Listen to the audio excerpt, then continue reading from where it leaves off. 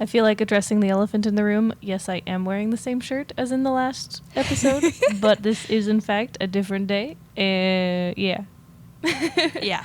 I should have said something when we were still at your house, because I feel like I noticed, but then I either forgot or was like, nah. You know, it did occur to me, too, when I was putting the shirt on. I was like, I wonder if I wore this recently in an episode. I mean, I like this shirt. I haven't worn it in a week. I have not worn this before because I did not own this at the time of our last recording. You've been wearing that most of the times I've seen you in the last few days. On Saturday and today. And because that's it looks good on you. You should keep doing it. I will. It's my trad wife dress, according to Mario.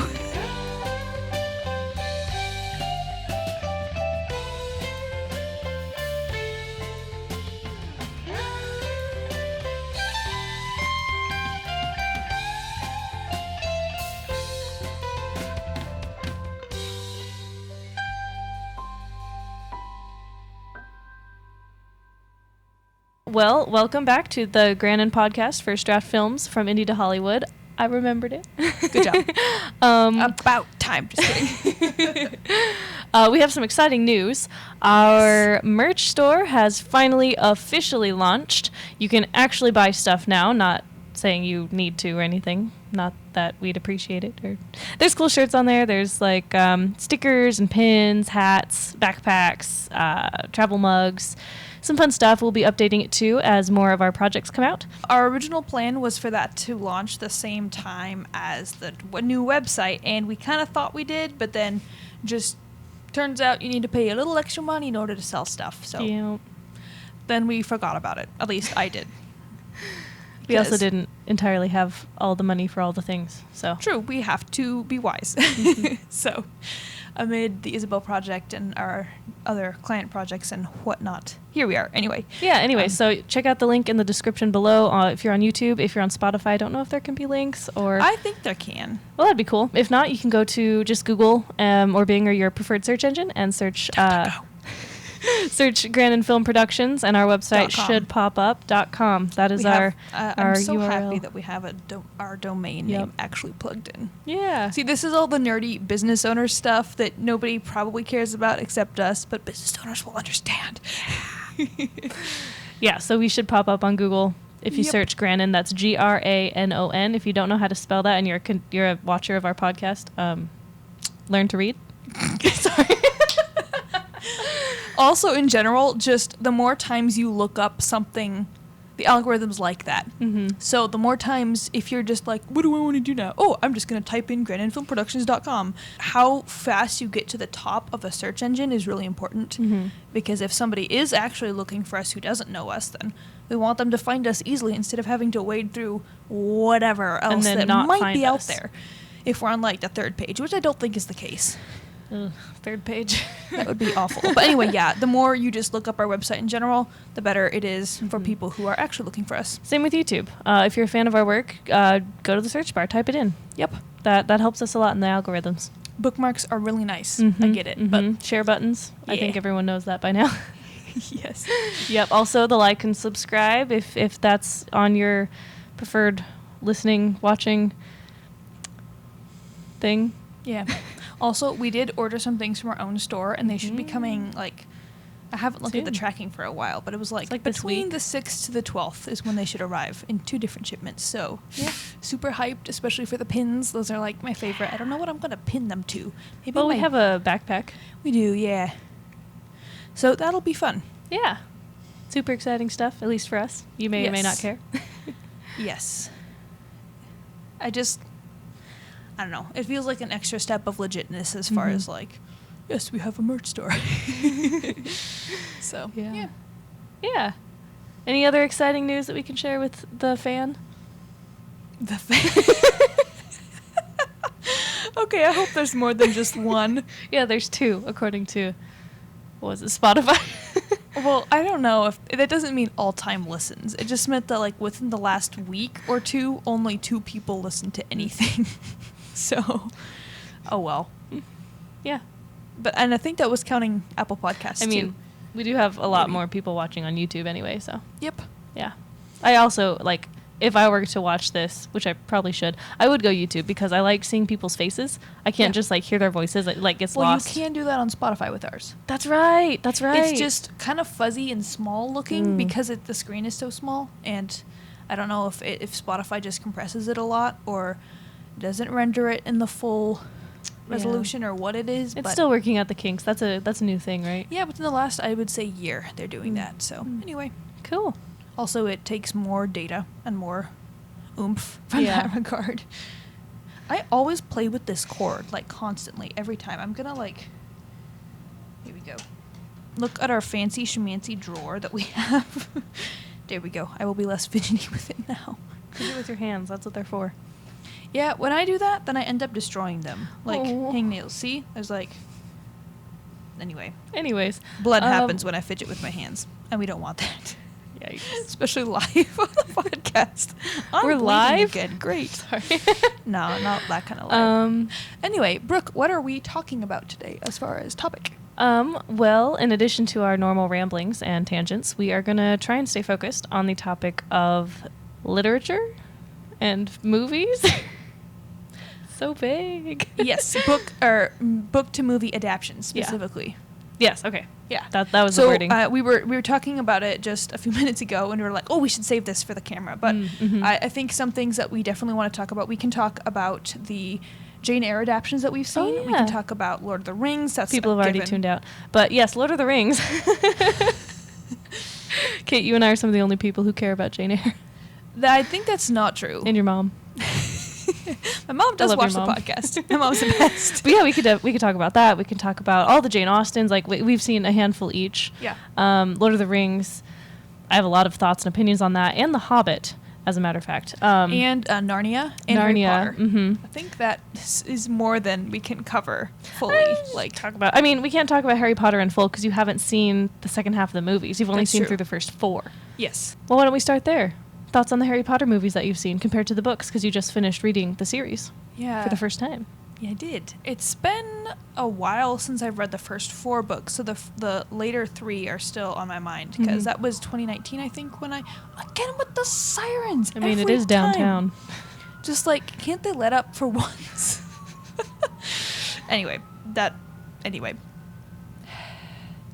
So, everything that I say about the earlier books is not super fresh, so my apologies in advance and bear that in mind. It's been years since I read them. But you have read them more than I have. Yes, more than once. There were many years in my life where I read them every spring.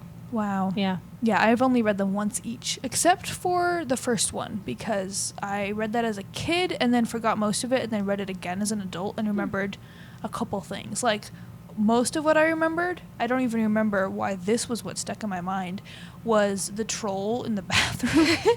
So that's an iconic scene. Well, I don't know.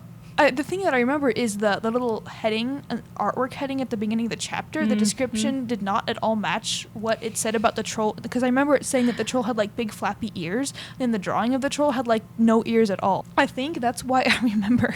Huh. But again, my memory this is from when I was like really little, so that may not even be accurate, but if we're talking about, essence, content, and form, the Lewis thing, essence being like the soul of what it is, content being what actually takes place, and form being, format, structure.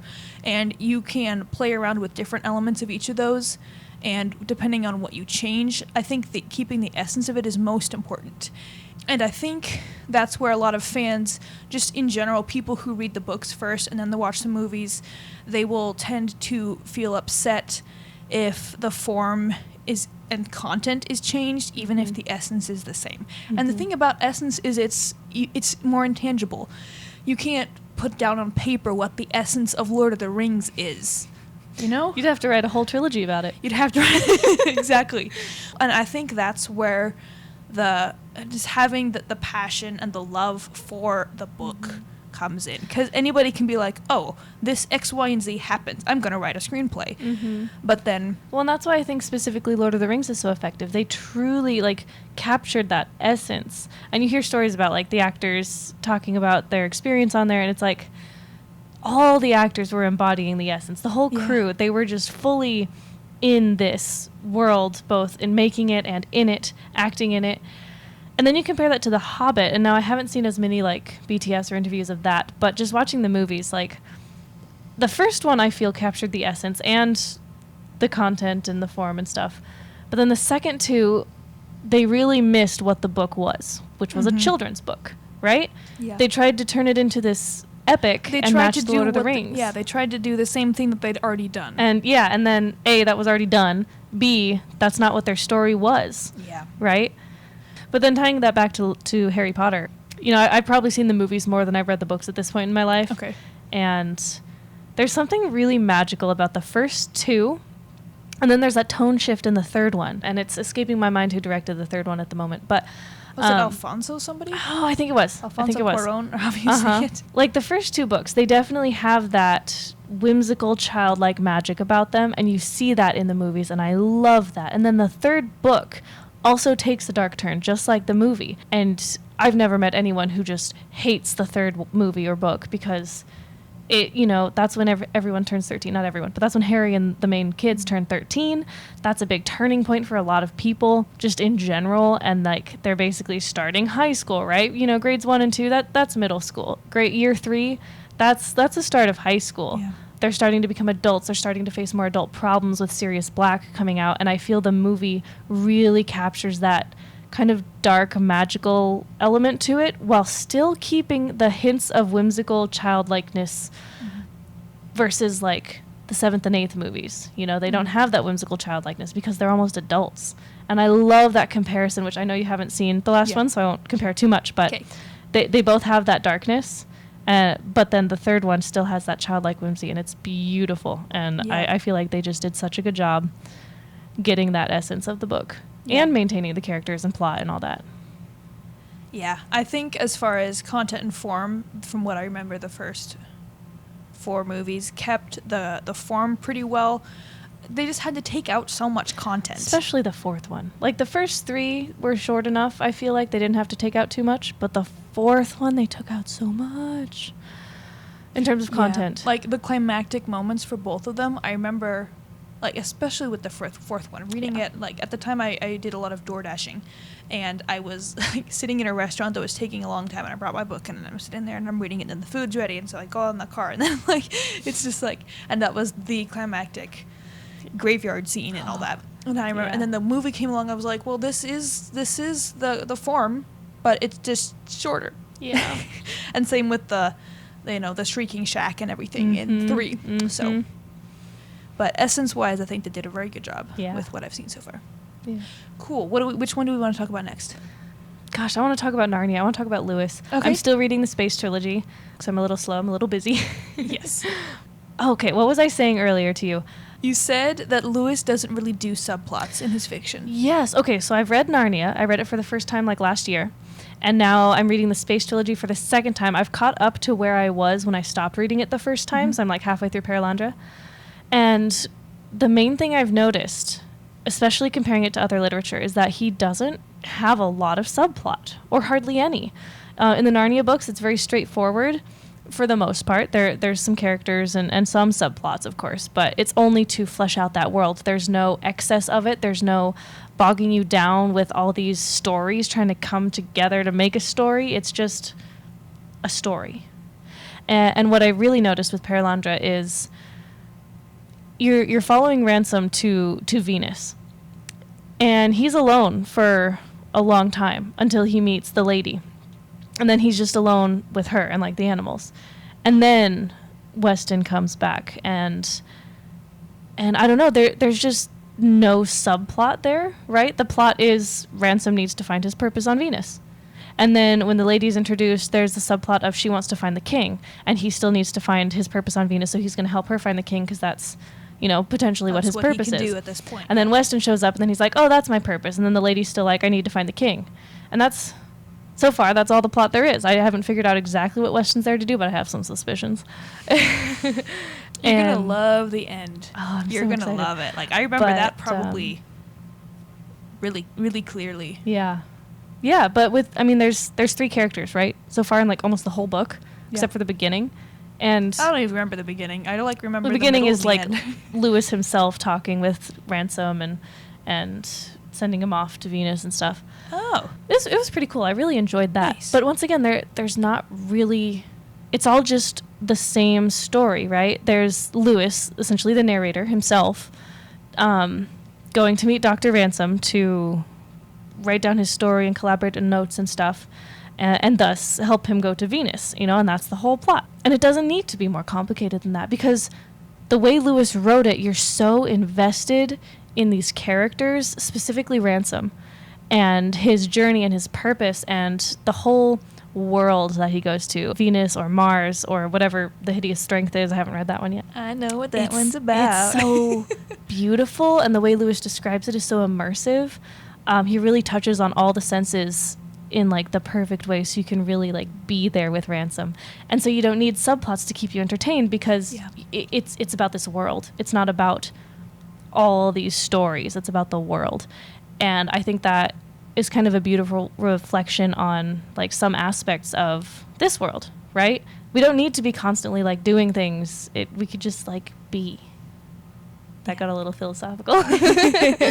But we also have to find our purpose. Exactly. Yeah. Yeah. Yeah. Yeah. And you can stop and eat the sweet juice. Oh, what was... The Queen had this one line, the lady, where she was talking about time. I think it was time.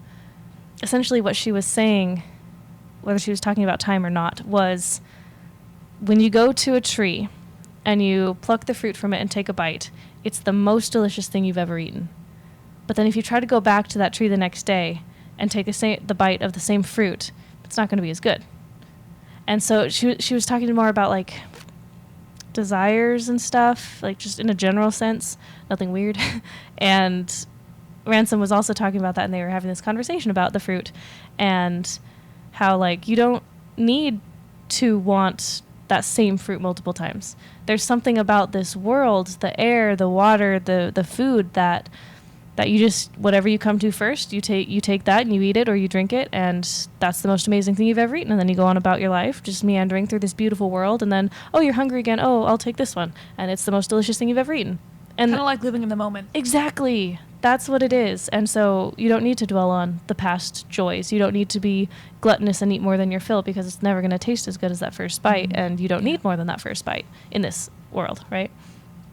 Yeah, and I think that was just beautiful, because it just like you said, it's living in the moment. It's speaking to just how fallen our world is, where we're always trying to live in the past or the future.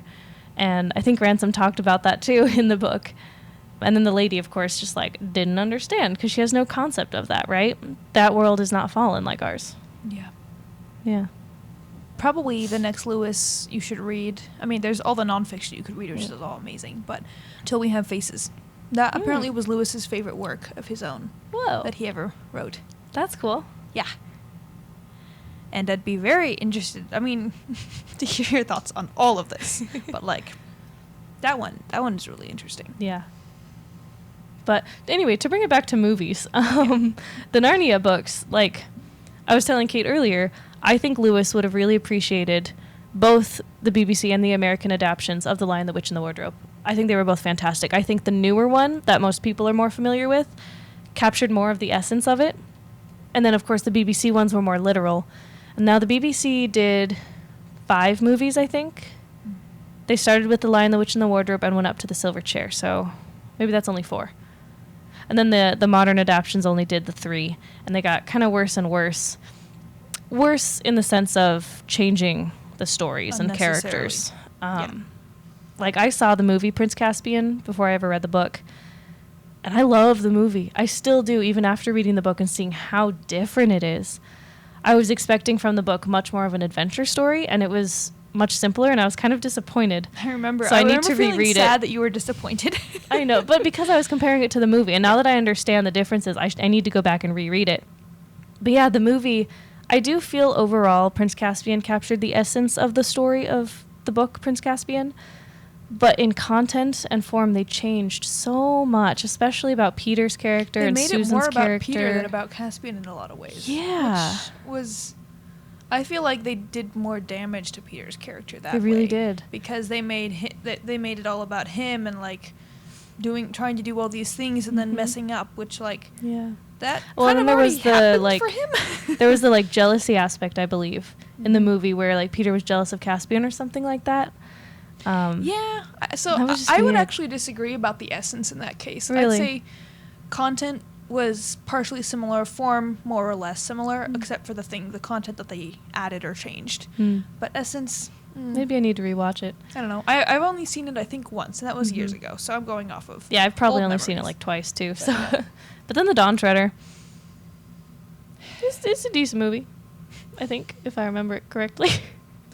But well, compared to they the book, completely changed the form and the content, Yeah. so therefore the essence is like out the window. yep, They should have just been like, "Oh, we're gonna I make a mean, movie about this." you and can then- have the essence without the content and form, but not in this case. not in this case. No. But the first one, The Lion, the Witch, and the Wardrobe, that truly captures what the book is about, I feel, Yeah. in every way. You know, they expanded on a lot of things because the book is written quite simply, and I really loved how they expanded on the characters and the story in the movie and how it made it feel more real. Because as a kid, I think I've talked about this with you before, but as a kid, you know, you're reading Narnia, not my experience, but I'm imagining. You read Narnia and you can kind of fill in the blanks with your imagination, right? You know, their stay at the Beaver's Den was pretty short, but in your imagination, you know, you can imagine when he says they ate this, or however he said it, you can imagine it more and you can feel it. You can almost be there with them, make believing and stuff as a kid, but as an adult, it's different. I read it very less imaginatively at first, and it was like, this is going by so fast. But I think it's because kids read a lot slower and therefore have time to process and imagine, whereas I didn't do that, right? I read them all each in one day, except Yeah. for the Silver Chair. I mean, so. speed of reading, I mean like, you can slow it down and like be there more in your mind as a kid. Whereas an adult, you just kind of like read and read and read. Yeah, so it was very interesting. Once I understood that about the Narnia series, then I was able to enjoy it more. And I think that happened probably around Dawn Treader when I was reading. I was like, oh, this is written for children. I need to be in the mind of a child reading this. And then I was able to like kind of fill in the blanks. And then I think The Silver Chair is probably my favorite book. That one's so good. Yeah. Yeah. That's actually the one that I took 2 days to read. Because I read the first 3 chapters or so, and it begins a little more slow than some of them. And I was like, I'm not feeling this. Yeah. So I just didn't read it. Maybe that's why I the liked it a next little day. more. I It don't know, wasn't maybe. quite so fast, go, ignore character development. That one actually had a lot of character development. It did. Yeah. I remember that was one of the most disappointing things about Caspian is it felt like the Pevensies were just kind of like there, trudging through the woods. There was no real character arc for any of them except Lucy. But her character arc was also rediscovering Aslan, which she didn't necessarily need to do. No, I'm remembering that wrong. She was the one who could see Aslan, and everyone else was like, no, Lucy, don't run off into the middle of the woods, especially Susan and Peter. Well, that's their character arc. Yeah, but it Is- was so minimal. It was I don't know. very subtle in the book. I remember it being like extremely frustrating because you know she's right. And so just being very, very frustrated with all of them. Yeah. And so I think was that frustrated journey is too. super powerful. I think I just wish there was more, especially because I was comparing it to the movie, Mm, right? So I was seeing like Peter, Susan, Edmund, why don't you, I guess Edmund was the first to realize, but like, why don't you remember, like, why don't you see what Lucy's doing? Like, it was just dumb. And then in the end, it was like, oh yeah, sorry, Luce. And then like all better. Kind of, that's how it felt. But I need to give that one a reread anyway. Now with the Janes, the Jane Eyres, We still have a few more to watch. we do. But so far, none of the movies I feel have captured the essence of the book. I think the 6th has, but we disagree on that. Which one was the 6th? Toby Stevens and That one was the closest What's her name? in Yeah. terms of essence, I will say. But for me, reading Jane Eyre, it was a mystery thriller with a romance subplot. But all the movies treat it as a romance movie with the mystery subplot. with a mystery subplot sometimes. Like, some of the movies really downplay that. Which is really disappointing because that's what drove the story for me, is like this nerdy girl who I, relate to in a lot of ways. She's suddenly thrust into this job and she's just going to do it, right? That's her spirit. That's her confidence. She's just going to do it. And then she like meets this interesting man, but then also weird things start happening at the house. And like the whole mystery of it is what really kept me going. I didn't really care much about the romance until partway through. Yeah. But then all the weird things that kept happening, and Grace Poole, and that was so good. And then the movies are just like, Grace Poole, oh yeah, she's in there sometimes. A lot of the movies, I don't feel like capture Mr. Rochester very well. Or either of them, Or honestly. Jane, really, no. And I think part of that is laziness on the part of everything. Yeah, and they try and put it in this historical context, which I get, but they also underestimate, I think, how humans were back then. Like, the way it was written, to me, Jane is almost exactly like who I see myself as, right? But then the way she's portrayed in the movies is this kind of like stoic, demure, like mousy. In some of them, she's very mousy. Like she's very much not mousy in the books. No. She's very feisty, and she will always speak her mind and be honest. Because she has that confidence. Yeah. That some of the movies take. But it's still not quite enough, in my opinion. It's definitely the best one, but but I don't think it's still quite enough. And then with Rochester, he's a man. Right? He's not shy in that way, but he is reserved until you get him talking and you get to know him, and then he like opens up like crazy. But a lot of the movies miss his humor. And the Timothy Dalton one is the only one that has the gypsy scene, which is my favorite scene in the whole book, because he's like playing this prank on Jane. It's kind of awful, but I love it because he like tricks her into thinking he's in love with someone else, and then like surprises her. And is like, haha, I got you. I'm in love with you. And you're in love with me. And she's like, ah! But he doesn't overtly say it. No, in he that doesn't. Scene. He doesn't. Like, at all. So the romantic tension between them is great. And the movies just kind of like gloss over that a lot. Well, that's what I really like about the 2006. I think they did a great job with the characters. Toby Stephens wasn't as perfect a Rochester as he could have been, but in the other ones, the romance doesn't make sense. Like, it could even be construed as creepy. Yes. But in that one, it's not creepy because you see that they are, whatever society says about, oh, she's just this poor woman and he's this rich guy or whatever. Like, they truly are equals. They are like. Yeah, they're equals on so many different levels, life experience aside, and they understand each other in a way that nobody else does. And that's super important. Yeah, it's that chemistry and the connection and the understanding and the sympathy, like even unspoken, that you know, and that like the 2006 just like that's one of my favorite parts about the book. Like when one of their first conversations where they're talking and he's like, oh well, like were you like in the middle of a seance, and what about the men in green? And she's just playing along with it, and she's like, oh no, the men in green, they all abandoned England a long time ago. And Mrs. Fairfax is like, what are they talking about? Because she's just completely on a different level. But they like get each other in that way, and that's what I really like about the 2006 version. As well as that one just being like really artistically well done. Yeah. And we still have a few more. I was actually just thinking about that this morning, like, oh, we need to actually watch, like, I think there's a 70s version and the 1996 that we haven't seen yet. Right. Or the 1930s one. There's so many. There's so many. No, on a slightly different note, I've never read any Jane Austen beyond like the first few chapters of most of her books. Her style is really not my favorite. I can't really get into it, but I've enjoyed the movies based on her books. And specifically in regards to Emma, because that's one of the things we recently watched with your mom. We've like watched all the Emmas, and I really like, well, Clueless. I think that's one of the best. If you can't Clueless, there's 5. But the newest one with Anya Taylor-Joy, I thought that one was really fun and colorful and silly, and to my understanding, that's more of what Emma the book is. It's more of this kind of fun. Am I remembering the right one? It's definitely Emma? The one that kind of like, it's really lighthearted. Like, there's a lot of humor in it. Yeah. Which a lot of people don't get because it's Jane Austen. It's a different time period, right? The humor is different. But I feel like this newer Emma captures a lot of that humor, and not just in the writing, in the costuming. There was like that dance scene. Remember? All the servants, they were like getting ready for the ball, and it was like this choreographed dance.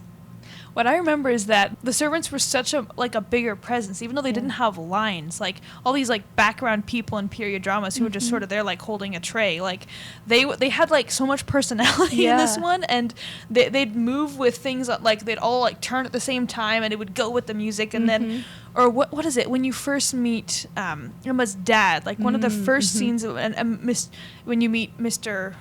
Woodhouse, he like kind of like jumps down the last 2 stairs and like lands bang on the ground, and the music is like bang, and it's like, oh, this is different. It's not your average historical drama, but it's very fun. Yeah, I think they kept the content and the form and essence very well. So and of course I love the Gwyneth Paltrow one, but that's more of a drama, and I feel like Emma is more of a comedy.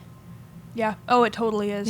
Yeah, I believe there's a term for it, but I think I was reading, because I read Emma recently in the last couple of years for the first time, and I believe Emma was one of the first books where you're in the protagonist's head, but she's so not self-aware, but you as the reader are completely aware with what's actually going on, but she's not quite up to speed with where you are, and they use a specific term to describe that type of book, and that was one of the first novels that was written that way. Oh. And now it's been done more often, but like that's so fun. Like where she's so certain of herself, and she's so kind of like conceited, not in the worst way possible, but she's like, oh yes, I got this. Like this is, and then you as a reader are like, I'm starting to think you're actually very much not on the right track. Yeah. And then you turn out to be right, and you're like, I told you, Emma. So that's one of the super fun things about the book that you also get in the movies. Yeah. But like being in Emma's head in the book, and that is just extra fun. So. Yeah. Other than plans we already have, is there a book that you would love to adapt or readapt to a movie? Other than plans we already have, The Little White Horse by Elizabeth Gouge. And apparently there was a movie done of it, loosely based on it, called like Moonacre or something. Oh, like kind of like a 90s kids fantasy movie, I think. And I recently heard of that in the last couple years, and I was like, wait a second. That is one of my favorite books that I have only read a few times, but I really, really, really like that one. And it's a children's kind of like going along with the orphan girl gets sent to live with the rich uncle trope, and it doesn't seem to be a fantasy, but then it totally turns out to be a fantasy. And there's a mystery element there too, and there's some really cool subplots, and it turns out that her imaginary playfellow from when she was a kid, his name is Robin, he's actually real, and so she ends up meeting him again, and now she's like a teenager.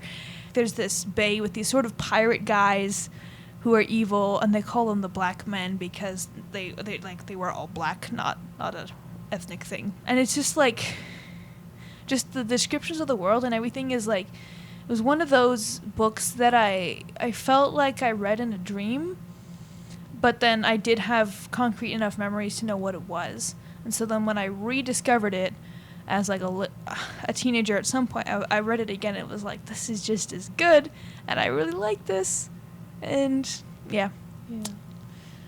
Nice. So I think you would like that one too. Oh, I believe it.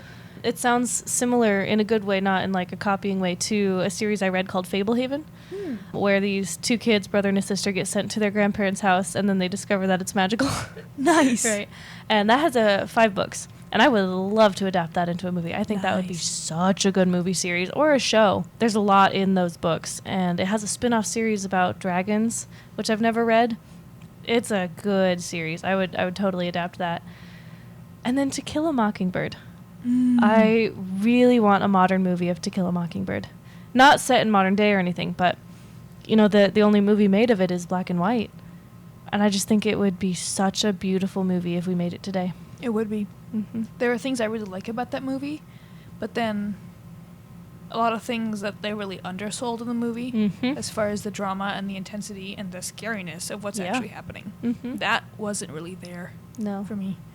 But I think people's favorite thing about that movie is like the small town ambiance, which is beautiful. Yeah. But yeah, that would be awesome. Yeah. And it wouldn't be too hard. I mean, just gotta get some real quality kid actors. I know someone who could play Scout, actually. What else do we want to talk about? We threw out a bunch of names at the beginning. We talked about Harry Potter. We talked about Lord of the Rings, sort of. We talked about Narnia. I mean, what more can be said about Lord of the Rings? Everyone knows the movies are perfect. Except Tom Bombadil. But I understand why they cut him. I do. Oh, I recently learned there's a whole bunch of scenes that never made it into the extended version even. What? Of Arwen. What? Yeah. Huh. Like, there's one scene where she visits Galadriel. Whoa. And then there's a scene where she's at, like, Helm's Deep. Is it Helm's Deep? Wow. I think so, yeah. I seem to have heard of that one. Uh-huh. Wow. And they never even made it into the extended edition. I was looking up pictures of her costumes because I want to get one of those, and yeah, it had those two. She has this purple dress when she's visiting Galadriel, which is really pretty, and then she has this like red-ish, it's like a dark brown kind of like fighting outfit for when she's over at Helm's Deep, I think, if that's where she is. Yeah, Wow. crazy. Are those scenes like available? I hope so. I mean, they were filmed. I mean, can you imagine just how much didn't even make it into the extended editions? Jeez. I know. It's crazy. Anyways, but the movies, they're hear just... about how Hodorowski's Dune was supposed to be 12 hours long. Wow. See, I wish we could talk about Dune but we've never read the books. So Yeah. All we have is hearsay. Which Soon. is valid hearsay, but still. maybe not the same next thing. spring we can talk about Dune because Yeah. we're going to watch it this fall and read the books. Oh my gosh, and that's really coming I up. know. October? Is it in October? It's October, yeah. Dang, I'm so excited. Me too. Yeah. Then we can watch the older movies and read the books. I'm very excited. Yeah. Yeah, but really, what else can be said about Lord of the Rings? Like, they're just fantastic. Obviously, extended version, not theatrical version. Theatrical version cuts too much.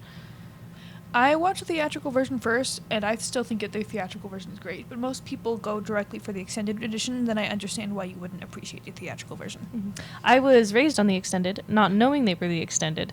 And then when I saw the theatrical for the first time, I didn't know I was watching the theatrical. And so I was so confused because I was like, wait, but what happened? They're missing something here. Specifically Return of the King. I remembered they cut, in the theatrical version, they cut out the part after Frodo gets wrapped up by Shelob. He gets taken to the orcs tower and like stripped of all his stuff, and then Sam comes and rescues him. They cut that from the theatrical version. Or at least they cut it down. Because I was so confused watching the theatrical version. I was like, wait, wait. Oh dear. Yeah. And so I think with the theatrical version, it's not just that they cut the content. I feel like you miss a lot of the characters. Not necessarily the plot, but just a lot of the characters and a lot of the world. Because it seems like that technically aren't important. But you get that's where Samwise the Brave gets his name, right? He storms this orc stronghold to save Frodo. It's such a beautiful moment for his character. And people who've never seen the extended just don't know that. And there's moments like that through the whole trilogy. Oh, one of my favorites too is in the Two Towers with Merry and Pippin and the Ents. That's almost non-existent in the theatrical version. They're just like, all of a sudden, oh, Isengard saved, or something like that. And I love that because it's building that world. It's showing this other sentient race of beings and just how impactful they were against Saruman and Isengard. Like, they just slaughtered the orcs. Yeah. It was beautiful.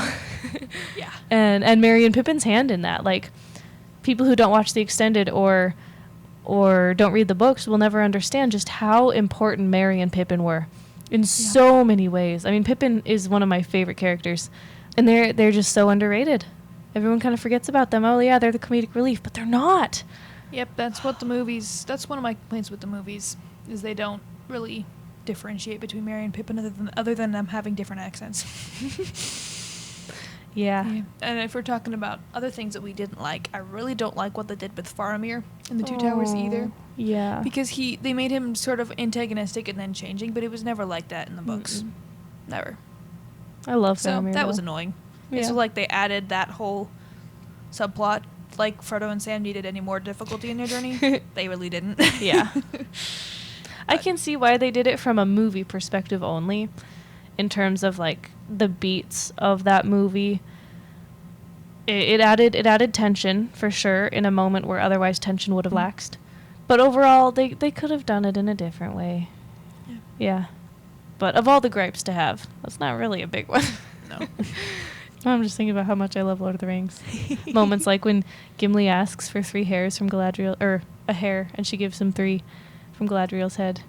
That moment is just so beautiful. And it doesn't need to be explained, but if you know the history behind it, it's like really cool. Yeah. I could talk about Lord of the Rings for hours, so we should change the subject. I feel like that's everything we wanted to talk about. Pretty much. And some of it was a little bit skimmed over, but... Well, we could talk about all this for many hours. We really could. Books were my first love. Yeah. And probably still are over movies, Mm. honestly. Mm-hmm. I feel like it helps me stay grounded. Yeah. And starting to read fiction again is what made me appreciate reading again, because there were several, I was going to say many years, not many, but when I only read nonfiction. Mm-hmm. And then I was like, why is this seem like a chore every day? Well, I wasn't reading enough fiction. Yeah. So when I started doing that, it even helps me to appreciate the nonfiction more. Mm-hmm. And helps me to stay on top of reading more of it. Yeah. So, Well, of course. I mean, humans need that creative, imaginative element. yep. I was having this conversation with someone, it might have been you, about fiction and just how important it is, and how to go without reading fiction is just awful. Like, Mm-hmm. I can't imagine going without fiction. I mean, that's my whole world, right? but Yeah. but it boiled down to, this conversation boiled down to fact versus meaning, and how humans need meaning. You know, we need to associate meaning to things, you know. Fact is, Jesus died on the cross. Meaning is eternity, right? Yep. And that's just so important, and I feel like we as humans need that meaning, and so fiction provides us with that in a lot of ways. And I guess nonfiction could, but it not nearly in the same way. Yeah. Yeah. But I still choose to read nonfiction. Oh, of course. Because- There's so many benefits to nonfiction. Yes. I'm not trying to say that, but you need the facts with the meaning. Yeah. Yeah. And I know some people who kind of go super hard either direction, especially with people who put nonfiction on a higher pedestal. Yeah. And I would even say nonfiction as in something that's not narrative, because like a good biography can read like fiction, Mhm. like what we would consider fiction, Oh, or yeah. read like a novel, like Mhm. the McCullough version of John Adams. Excellent, Mm. excellent biography. Probably the best biography I've ever read. Neat. So, Yeah. and it reads kind of like historical fiction, even though it's not like super thrilling necessarily all the time, because it is giving facts. Mhm. But that one is really solid. Yeah. So, Nice. yeah. Well, do you have any final thoughts for our fan? Will you Sorry. stop saying that? Now all the fans who are watching are going to be like, is it me? You'll never know. Well, okay, fan. You are loved and appreciated. That's all she's got. That's all I've got. Oh, no, but man. seriously, thank you so much for watching, listening, or whatever, watching without Yeah. listening. And we hope we've inspired you to check out some of these, not only movies, but also books we've been talking about. Yeah. If I know not everybody's a huge fan of reading, but we recommend it. Mm-hmm. And it can take a little more discipline sometimes because it takes longer. And not everybody has a lot of practice in exercising that imaginative muscle to create the Mhm. movie in your own head. So I think that kind of, a lot of people get hung up on that element because you do have to exercise it differently than when you're in a movie, but Yeah. it is worth it. So any of Mhm. these fiction books that we've talked about, highly recommend. Mm-hmm. And so many more. We could go on for hours. Oh goodness, yes. But we're not going to do that. Yeah. So thank you so much for listening. Like she said, I hope we inspired you to go watch or read something new. Leave us your thoughts and comments down Yeah. below on our Instagram, TikTok, Twitter, etc. And don't forget to like, subscribe, do whatever you do on this platform, and Yeah. we'll see you next time. Bye.